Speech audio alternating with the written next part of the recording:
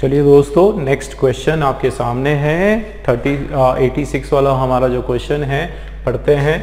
If there is something you want to accomplish then simply make a decision and complete it rather than waiting for the right time. क्या यहाँ पर बोला जा रहा है?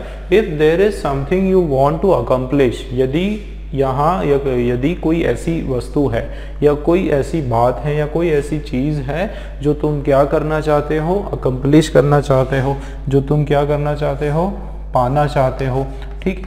तो आप क्या करो उस कंडीशन में? Then accomplish, then simply make a decision, है ना। सिंपली क्या करो? एक निर्णय लो, डिसीजन लो, मेक अ डिसीजन, और क्या करो? कंप्लीट इट, उसको फिनिश करो, rather than waiting for the right time, कि बजाय इसके कि तुम क्या करो, सही समय का इंतज़ार करते रहो, ठीक है। तो ये इसका मीनिंग हो गया कि यदि आपको जो है कुछ चीज़ों को अकम्प्लिश करना है, पाना है, हासिल करना है, तो वेट करने के बजाय जो है क्या करो, सिंपली जाओ और उसको पालो, ठीक। पहला कदम उठा दो, इस तरीके से यहाँ पर बताया जा रहा है, ठीक है। मीनिंग समझ में आया? अब देखते हैं स्ट्रक्चर। देखो, इफ से शुरू हो रहा है दोस्तों इफ से अगर कोई सेंटेंस शुरू होता है तो वो हमारा सिंपल प्रेजेंट में ही होता है, ये याद रखना है ना। कभी भी फ्यूचर में नहीं होता है, सिंपल प्रेजेंट में होता है, पास्ट में होता है, पास्ट परफेक्ट में होता है। लेकिन इफ के बाद कभी भी कोई सेंटेंस डायरेक्ट उसके जस्ट बाद वाला जो है सेंटेंस, वो कभी भी फ्यूचर में नहीं होता, ये याद रखो। ऐसा क्यों? क्योंकि इफ के बाद जो है कौन सा सेंटेंस आता है दोस्तों? कंडीशनल। याद रखना, इफ के बाद जो है कौन सा सेंटेंस आता है? कंडीशनल सेंटेंस आता है। और कंडीशनल सेंटेंस में कभी भी हम लोग फ्यूचर में नहीं लगाते हैं, कभी भी उसमें विल नहीं लगाता है ना। यहाँ कभी भी ऐसा नहीं होता कि if there will something be, इस तरह से नहीं होता, ठीक है। तो ये इस हिसाब से तो बराबर है यहाँ पर, ठीक है, कि if there is something you want to. देखो, if there is something, something हमारा क्या है यहाँ पर? नाउन है। यू वांट के बाद क्या आएगा? यू वांट टू, और टू के बाद जो है वर्ब का फर्स्ट फॉर्म, है ना। टू के बाद वर्ब का फर्स्ट फॉर्म की जो तुम क्या करना चाहते हो, अकम्प्लिश करना चाहते हो, देन, है ना। तो आप क्या करो? सिंपली क्या करो? मेक। सिंपली क्या है? एडवर्ब है, ठीक है। किसके लिए यूज हुआ है? इस वर्ब के लिए। सिंपली क्या बनाओ या क्या निर्णय लेना, है ना। वर्ब मतलब मेक या लेना। क्या लेना? एक डिसीजन लो, ठीक है, एक निर्णय लो। ये हमारा क्या हो गया? ये वापस से नाउन हो गया। और क्या करें उसके साथ साथ? कंप्लीट करें। कंप्लीट वापस हमारा वर्ब हो गया।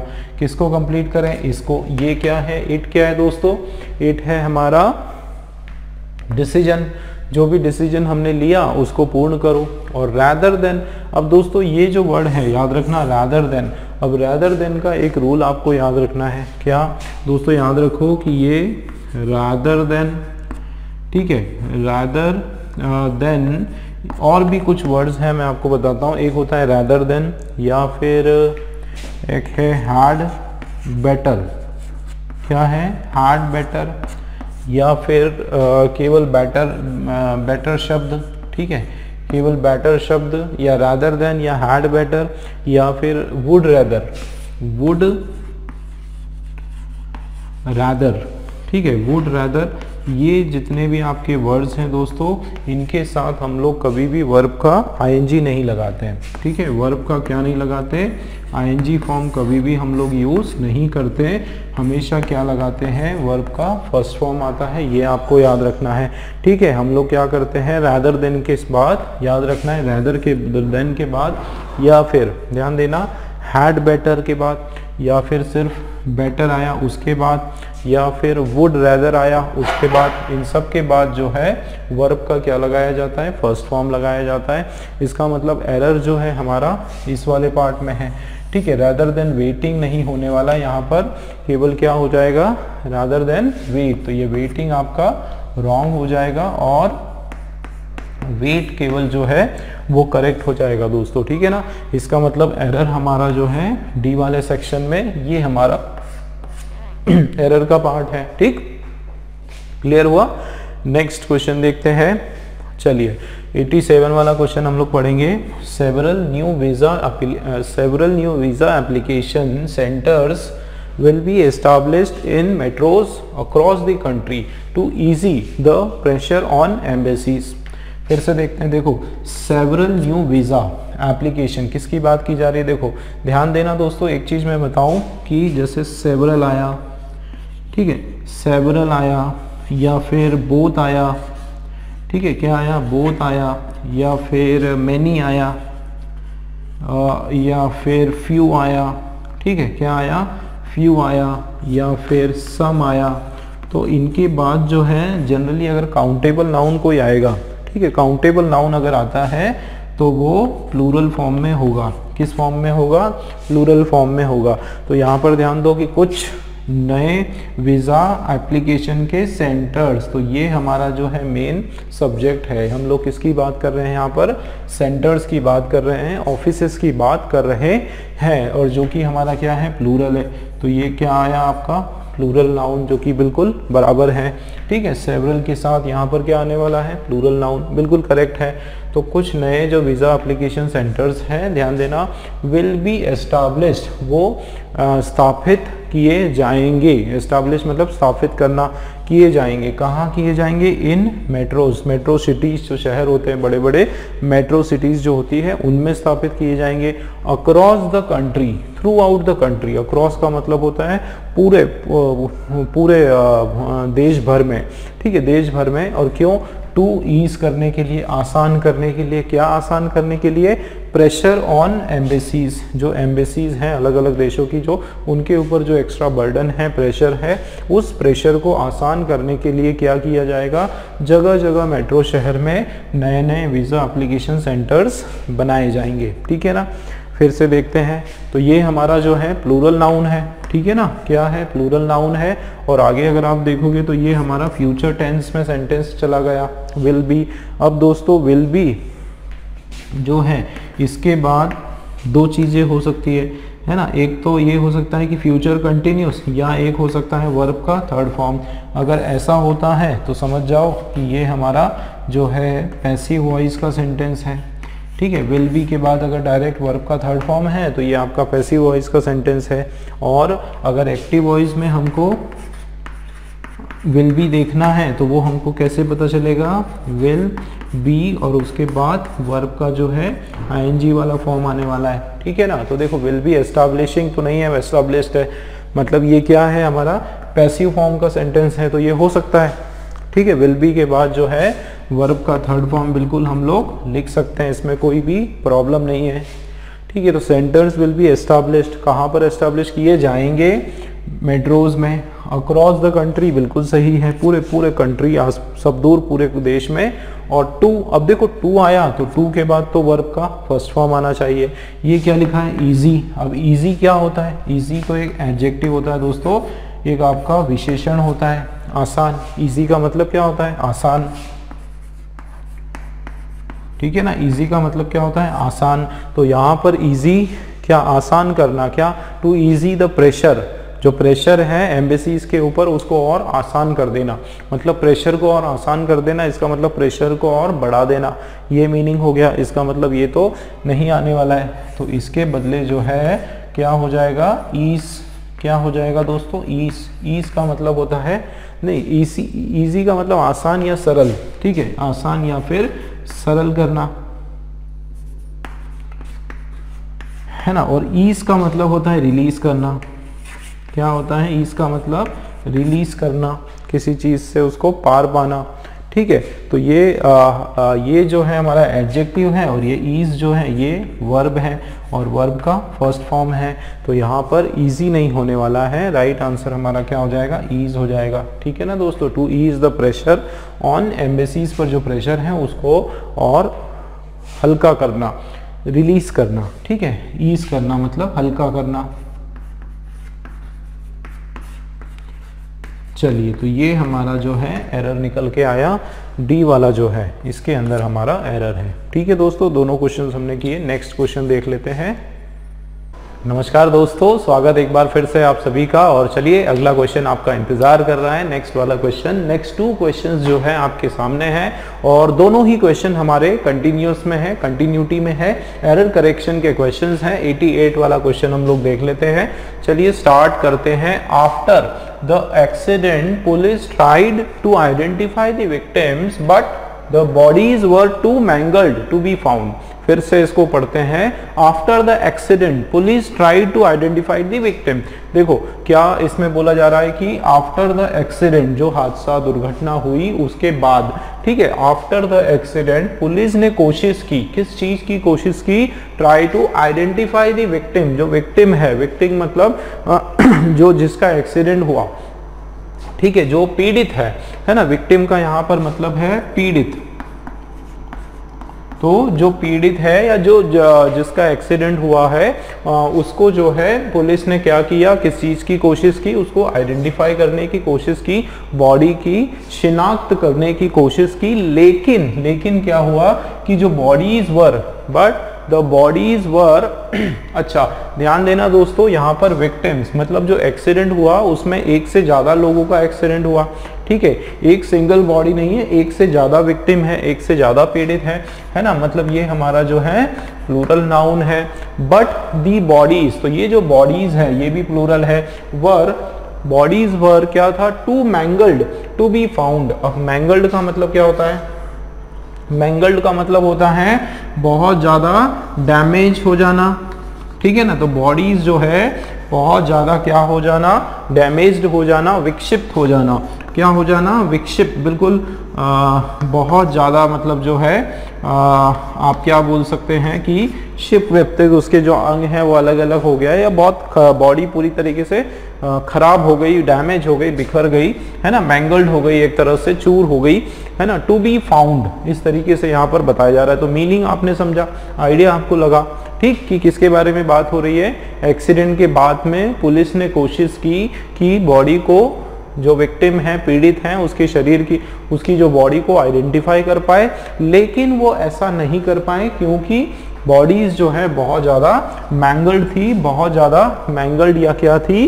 विक्षिप्त थी, डैमेज थी, टू बी फाउंड, ठीक। ये हमारा इसका मीनिंग हो गया। अब देखते हैं इसके अंदर क्या एरर है। देखो शुरुआत हो रही है आफ्टर द एक्सीडेंट, एक्सीडेंट के बाद में पुलिस ने क्या किया? ट्राइड किया, वर्ब का सेकेंड फॉर्म है दोस्तों। पुलिस का याद रखना, पुलिस जो है वो हमेशा हमारा प्लूरल नाउन होता है। पुलिस हमेशा क्या होता है? प्लूरल नाउन होता है। उसके बाद देखो ट्राइड मतलब वर्ब का सेकेंड फॉर्म, इसका मतलब ये पूरा पास्ट का हमारा सेंटेंस चल रहा है, ठीक है। और ट्राई टू, और टू के बाद तो वर्ब का कौन सा फॉर्म आता है? वर्ब का फर्स्ट फॉर्म आता है। तो ट्राई टू आइडेंटिफाई, ठीक है, किसको आइडेंटिफाई करने की कोशिश की? विक्टिम्स को। तो दोस्तों ए वाले में जो है कोई भी एरर हमको दिखाई नहीं पड़ रहा है, मतलब ए वाला हमारा राइट है। Police try to identify the victim, उन्होंने कोशिश की टू आइडेंटिफाई करने के लिए, किसको? विक्टिम को। बी वाला भी हमारा सही लग रहा है। अब आप देखें क्या लिखा है यहाँ पर? बट लिखा है, और बट का एक रूल होता है दोस्तों, बट का रूल होता है कि वो हमेशा क्या करता है? अपोजिट सेंस क्रिएट करता है, ठीक है ना। कौन सा सेंस? Opposite sense. इसका क्या मतलब है दोस्तों कि अगर एक साइड, मान लो इधर का जो आपका सेंटेंस है, ठीक है, मान लो ये आपका जो सेंटेंस 1 है, अगर ये आपका पॉजिटिव सेंस का है तो इधर जो है आपका सेंटेंस 2 जो है वो हमारा क्या हो जाएगा? उसके अपोजिट, मतलब नेगेटिव सेंस हो जाएगा। इसी तरीके से अगर यहाँ पर शुरुआत इससे पहले, बट से पहले अगर कोई पॉजिटिव सेंस की बात कही जा रही है तो उस कंडीशन में क्या होगा कि बट के जस्ट बाद में जो है ये आपका जो सेंस है ये सकारात्मक हो जाएगा, पॉजिटिव हो जाएगा, ठीक है ना। अब आप देखो यहाँ पर क्या है कि आफ्टर एक्सीडेंट के बाद में पुलिस ने क्या किया? आइडेंटिफाई करने की कोशिश की, किसको? विक्टिम को, पीड़ितों को, है ना। मतलब एक पॉजिटिव सेंस की यहाँ पर बात चल रही है, ठीक है ना। यहाँ पर क्या चल रहा है? पॉजिटिव सेंस की बात चल रही है। देखो दोस्तों मैं केवल एरर पर अभी फोकस नहीं कर रहा हूँ, आपको सीधा ये नहीं बता रहा हूँ कि कहाँ पर एरर है और क्या एरर है। मेरी ये कोशिश है दोस्तों कि हम जो है पूरा इस एरर करेक्शन में जितना हमारा सेंटेंस है, जो जो उसके अंदर जो आपके जो कंसेप्ट लग रहे हैं, जो उसका स्ट्रक्चर लागू हो रहा है, हर एक चीज़ में समझाऊँ, क्योंकि एरर करेक्शन दोस्तों एक ऐसा सब्जेक्ट है या ऐसा टॉपिक है या ऐसे क्वेश्चंस उसमें आते हैं कि आपका दिमाग घूम जाएगा कि कहाँ से क्या एरर आ सकता है, खास करके IBPS का जो लेवल मैं आपको बता रहा हूँ। तो इसलिए जो है एकदम आप ये उम्मीद मत करो कि जो ट्राई एंड टेस्टेड जो आपने ट्रिक्स पड़ी हुई है, बिल्कुल उसी ट्रिक से आएगा।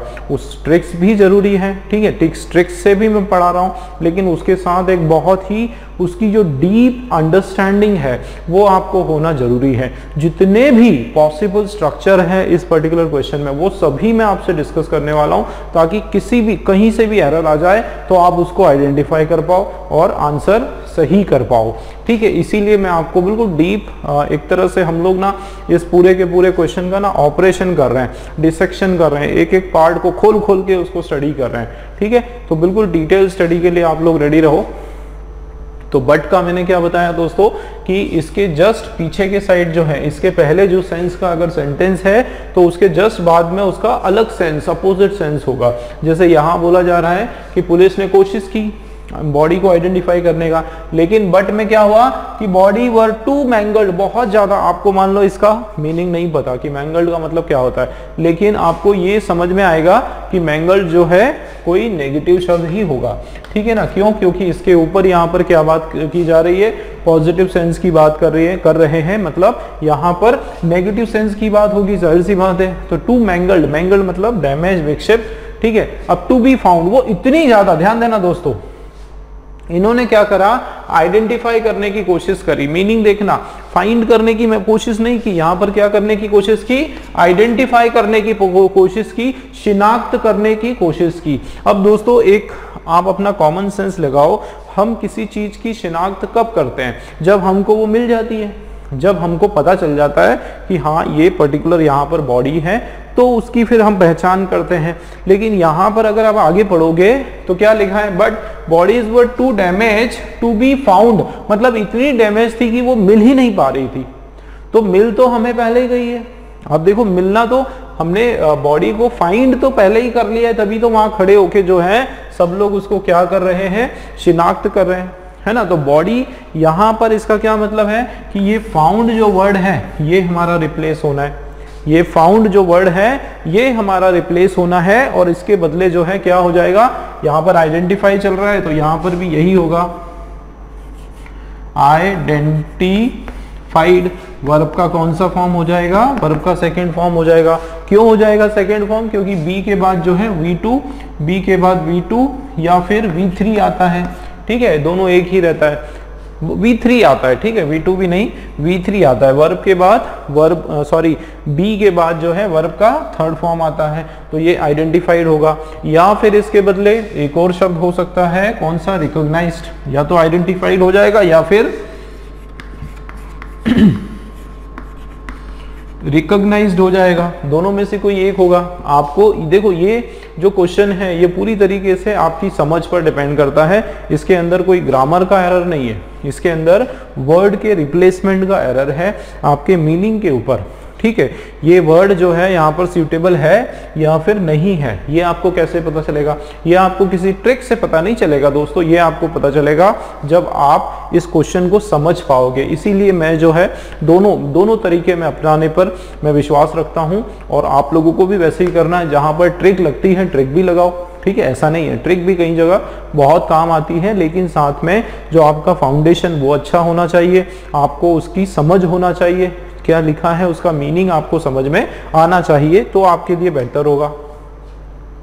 फिर से आप देखो, है ना, आफ्टर द एक्सीडेंट के बाद में पुलिस ने कोशिश की क्या करने की, विक्टिम पीड़ित जो है उसकी बॉडी को आइडेंटिफाई करने की, पहचान करने की, लेकिन बॉडी इतनी ज्यादा विक्षिप्त थी कि वो नहीं आइडेंटिफाई हो पा रही थी, है ना, नहीं मिल पा रही थी, ये तो होगा नहीं, जाहिर सी बात है। तो ये वर्ड हमारा रॉन्ग है, और एरर जो है हमारा डी वाले सेक्शन में हमारा एरर है दोस्तों, आंसर हमारा डी है, ठीक है। क्लियर है 88 वाला। लेट्स सी नेक्स्ट क्वेश्चन, 89 वाला क्वेश्चन पढ़ते हैं। My colleague had a hard time juggling the needs of her family by the demands of her job. फिर से देखते हैं, माय कलीग, मेरा जो कलीग है, कलीग का मतलब है मेरा साथी, ठीक है ना, मेरा जो साथी है, मेरा जो सहकर्मी है, मेरे साथ जो काम करता है उसको कहा जाता है कलीग, सहकर्मी। मेरा जो सहकर्मी है, हैड, अब देखो हैड आया, ठीक है, हैड मतलब उसको हैड यहाँ पर मतलब वर्ब का सेकेंड फॉर्म है ना, ये वर्ब का सेकेंड फॉर्म है दोस्तों, और ये हमारा ना मेन वर्ब है। ठीक है, इसका जो फर्स्ट फॉर्म है वो क्या होता है, हैव। ठीक है, हैव होता है या फिर हैज होता है। ठीक है, ये हमारा मेन वर्ब का फर्स्ट वाला फॉर्म है और ये मेन वर्ब का सेकेंड वाला फॉर्म है। ठीक है, और यहाँ पर हैड या हैड का मतलब है होना।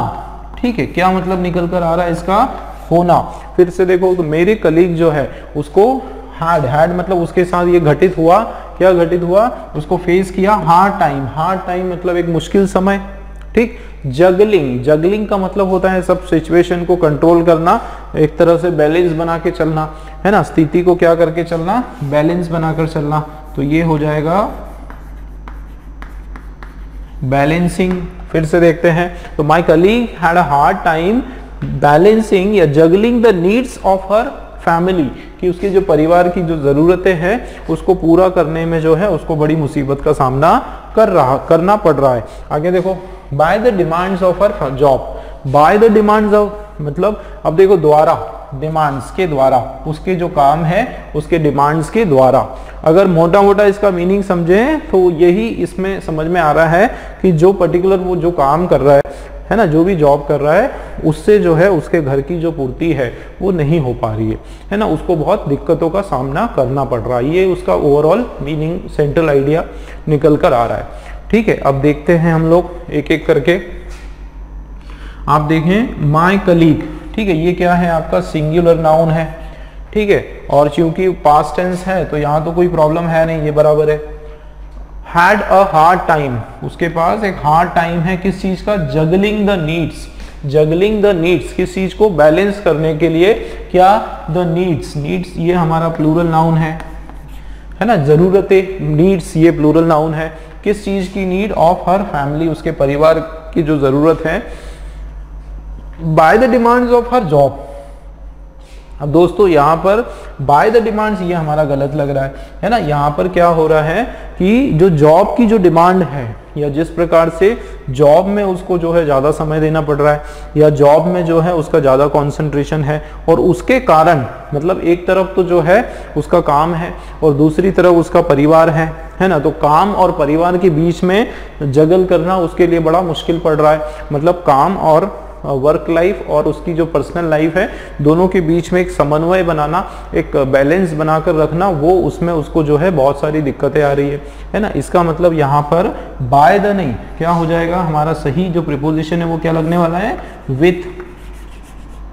ठीक है ना, क्या लग जाएगा, with the demands of her job. अब आप देखो, my colleague had a hard time, मेरे जो कलीग को बड़ी परेशानी का सामना करना पड़ रहा है, juggling the needs of her family, एक तो उसके घर की जरूरत और उसके साथ साथ जो है और क्या, demands of her job, job की डिमांड है ना। सपोज मान के चलो कि जॉब जो है आपका किसी दूसरे शहर में है ना, और परिवार में जो है आपके घर में एक छोटा बेटा है और दूसरा कोई रख रखाव करने वाला नहीं है, तो एक तरफ आपको जो है दूसरे शहर में जॉब करना है, दूसरे तरफ आपको घर की जिम्मेदारी निभाना है, तो दोनों के बीच में एक समन्वय बनाना, एक बैलेंस बना के रखना, उसमें जो है बहुत सारी दिक्कतों का सामना करना पड़ रहा है। तो यहाँ पर जो है वही बात की जा रही है, ठीक है ना, कि मेरा जो कलीग है उसको बड़ी मुश्किल का सामना करना पड़ा था, पास्ट हुआ है ना, उसके एक बहुत ही मुश्किल समय था बैलेंस बनाने में, घर की जो फैमिली की जो ज़रूरतें हैं उसके साथ साथ, है ना, विद का मतलब के साथ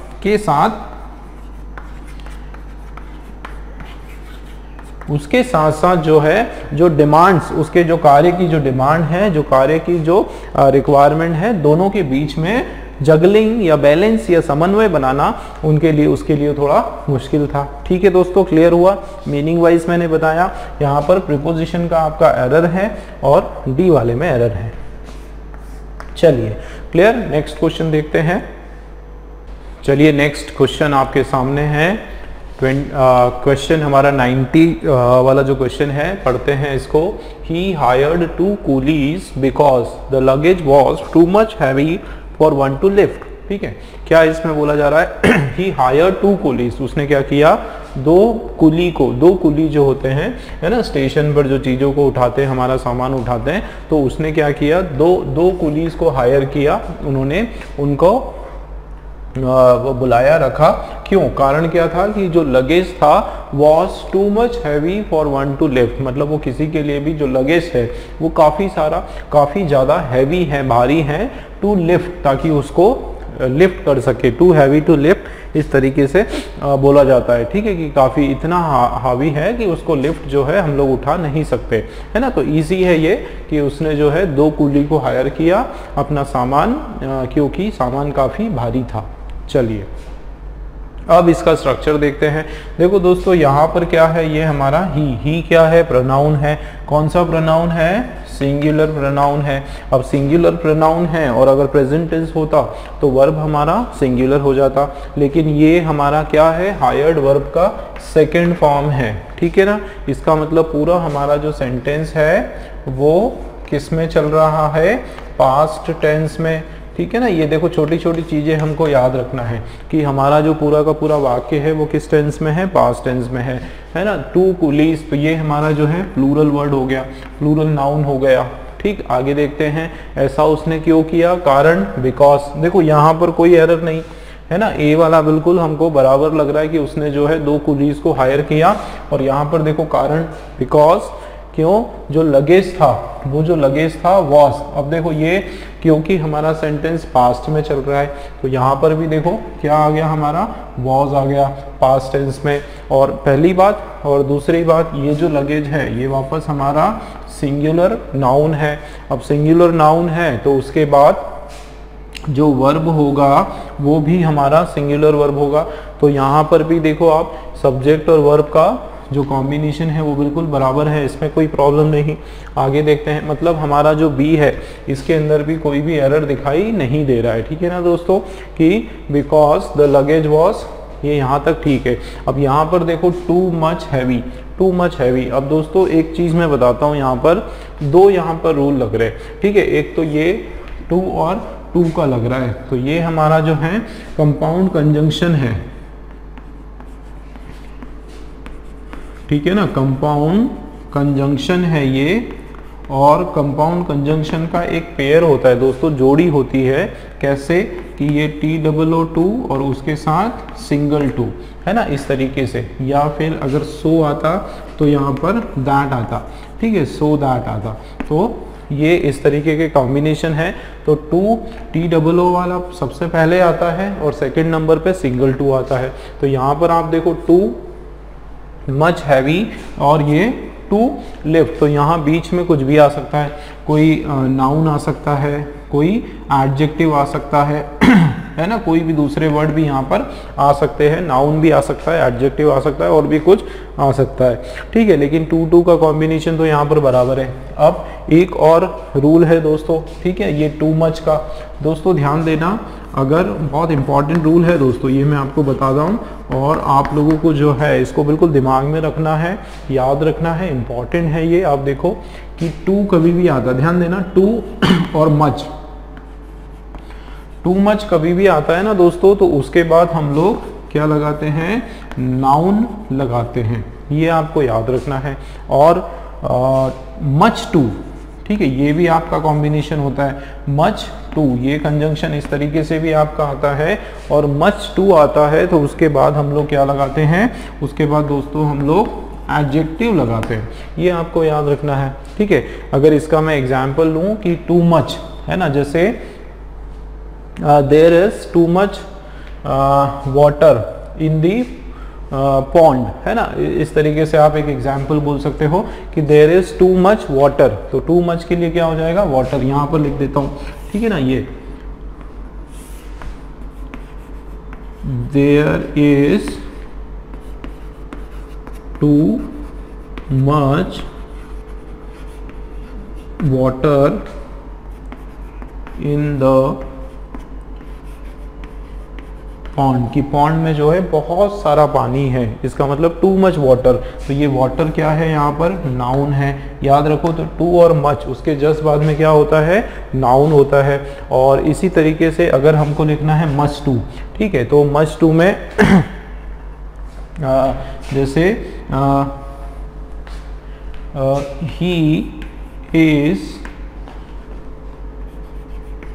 much too fat, he is much too fat. बिल्कुल आप ऐसे बोल सकते हो भाई, फैट मोटा होना ये क्या है, एक तरह से एक एडजेक्टिव हो गया।